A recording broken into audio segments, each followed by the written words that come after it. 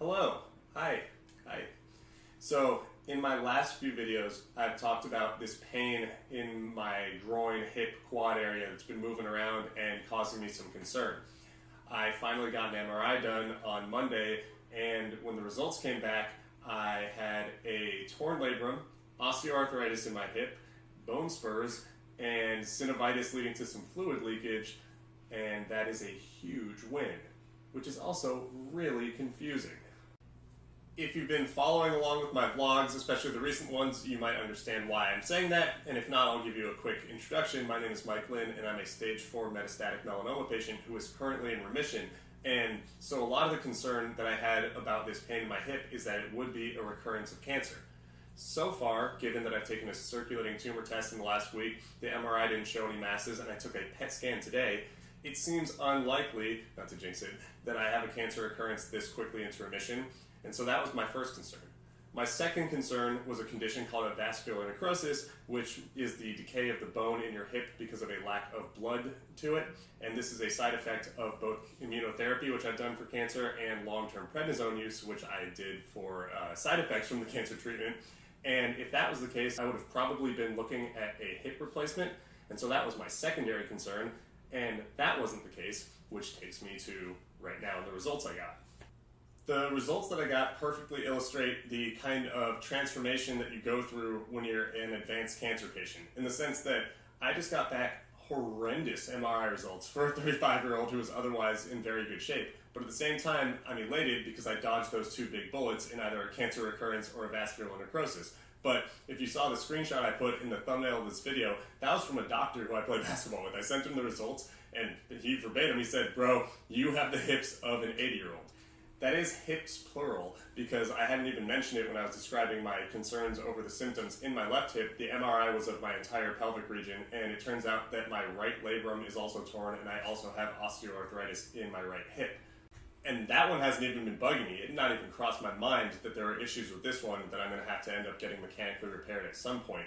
I think the next step is I'll probably go see an orthopedic specialist, and maybe I'll end up with a cortisone shot or some sort of scope or some sort of fluid injection into this hip, and there will be some physical therapy in order to see if I can get this to be corrected before I need to take maybe some major action down the line. Everyone who I've sent these results to in the medical field has said, hey, you're getting your hips replaced at some point, but luckily it's not as soon as if I had a vascular necrosis, and it's not cancer, so there's a win there. But it definitely adds to kind of the frustration or stress of my life specifically, but I think in the greater sense of the cancer world and the cancer patient world, it's one of those things where we're so concerned about the primary disease, but the things to stop the disease, such as treatment and the other methodologies, surgeries, whatever, they all come with side effects. There is no such thing as a free lunch. And as much as my mantra is we can only work with what's put in front of us, and I'm pretty sure I'll be able to get through this, I want to have an optimistic outlook, you still need to make room for your negative emotions to exist. This is certainly frustrating. I'm trying to continue a physical and mental health upswing, and this just falls in line with, the what is next kind of mentality that you feel when you're on the downswing from cancer or any other debilitating, life situation. And it's one of those things where, one, I don't really know how all this came about. It's not a guarantee that cancer treatment was the, catalyst for my hips to rapidly degrade like this. I mean, 2 torn labrums and a bunch of arthritis and bone spurs and other things. I was born with hip dysplasia. I played basketball 5 or 6 days a week for 20 years running. There was a chance this would have happened anyway, but it is annoying and frustrating, and I grieve a little bit of my kind of health innocence, in the sense that I just can only guess that cancer treatment and prolonged steroid use has kind of accelerated this, and it's not something that I would have had to deal with otherwise. But again, that's just the reality that I and other cancer patients live in. The other confusing or frustrating thing for me, given all this, is there's been pain and indication that something is wrong in my hip, but I've been moving around super well. I've been playing great when I've been playing basketball. I've been running on a track, and I've been getting much faster and increasing just kind of my overall ability to work out. And that contributes heavily to my mental health being good. And so the kind of threat of having to either shut it down for a while I rest and try and repair these, or even having a small to medium surgery, that's kind of scary for me. And like, I mean, surgery in general is not something that anyone wants to go through. And again, you just add it to the list, and it's one of those things where I was hoping to avoid stressors like these, you know, and not have to compare it to the ultimate risk of a cancer recurrence as a good thing. But this is the reality I live in, and there's no point in dwelling on a non-existent reality. And this is predominantly a stage 4 cancer patient vlog, not a 35-year-old aging hooper with bad hips vlog, as fun as that would be. So let's focus on the cancery portion of things. The PET scan I took today will hopefully confirm what the circulating tumor test said, which is that I don't have a recurrence for the time being. And that is huge, because even though I'm going to have to deal with these hip issues, who knows, I could go to an orthopedic specialist, they could give me a cortisone shot, and I could just move on with my life for a while until I have to readdress this. But regardless of what happens from a mechanical sense with my hips, knowing that I don't have that recurrence, you know, the stress really does melt away, at least in the grand scheme of things. Like, I've run my own businesses my whole life, and even if you haven't, you know, a lot of life is just problem solving. And if you can just check boxes, the stress really does go away, at least for me. And so I can now turn back to, you know, again, my physical health, my mental health, my cancer patient advocacy, all of the things in life that I had to kind of put on hold for this last week plus while I did all these diagnostic tests. I can now regain that focus. And then that's a really good feeling. That's the kind of stuff that I want to, you know, harbor. That's the kind of stuff that I want to continue to grow.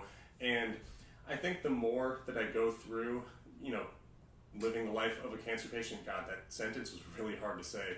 It's hard to just concede that, like, I am living that life for so long right now, but that, you know, again, it's reality.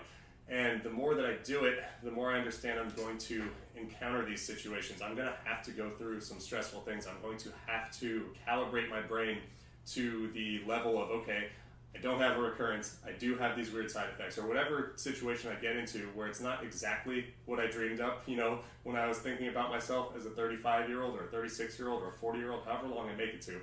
There are going to be situations where, in a vacuum, it's kind of weird, but in practice, I'm going to have to be happy about it. And so that's where I'm at right now. I brought up my experience of being a business owner earlier, and I didn't even really expand on that. You know, I talked about the problem-solving element that I was bringing over.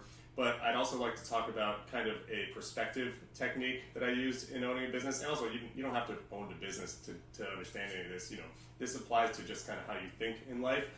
I used to talk to my business partners or my employees or anyone about, look at where we were a year ago. Look at where we were 6 months ago, 3 months ago, whatever. And for me, the perspective right now is I'm still coming up on 8 months since I was diagnosed with stage 4 metastatic melanoma. I was done with treatment 3 months into it, and now less than 8 months after my diagnosis, I'm bitching about hip issues that are side effects from the treatment that has kept me living right now.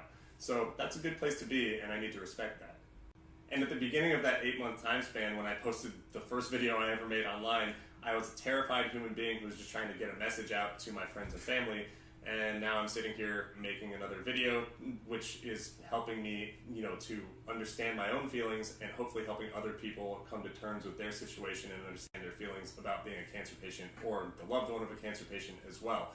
And it is a pretty incredible perspective to gain when I realize that, like, this outcome is so good, and I get to keep it going, and not having recurrence means I get to keep it going in a way that, you know, one day might be taken from me, but for now, I get to remain positive and I get to keep doing this. So even though I have the hips of an 80-year-old, I have the portion of my health that I'm most concerned about, and I have a community of people who are helping me get through whatever it is that I may face, and that includes you if you're still watching this. I never want to discount how valuable it is that I can grow this channel that allows me to keep talking about my experience and also broaden conversations about what it's like to live life as a cancer patient.